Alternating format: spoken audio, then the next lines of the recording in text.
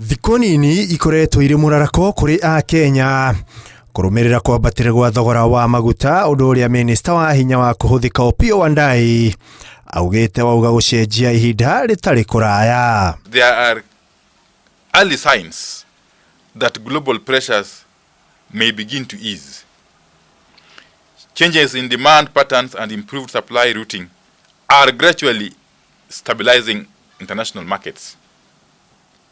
And while the situation remains fluid and unpredictable, the direction is encouraging.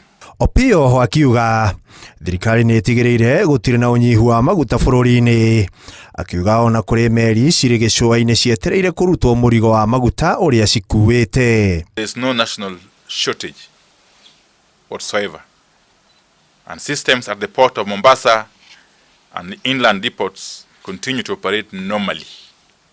Oho Wandayi agĩũkĩrĩra arĩa maugĩte thogora wa maguta ndũrahutio nĩ mbara cia kĩmabũrũri, akĩũria matige gũkũngia ũteti thogora-inĩ ya maguta. There was a misrepresentation from certain political quarters that Kenyan fuel was not passing through the Strait of Hormuz.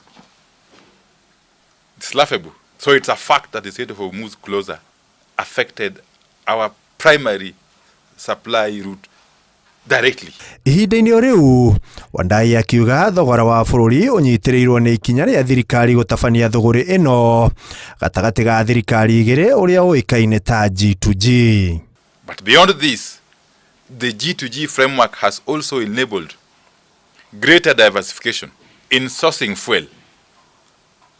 Cargoes are now being loaded from a broader range of international supply points, including Europe, the US Gulf Coast, India, and the Red Sea region. Ona gũkĩrĩ ũguo, minista ũyũ ndaneranĩra rĩrĩa thogora ũyũ ũkũgwa kana ũkũgwa na mũigana wa ciringi cigana. Handũ-inĩ ha Inooro TV, rĩtwa rĩakwa nĩ Ikuua Wandayi.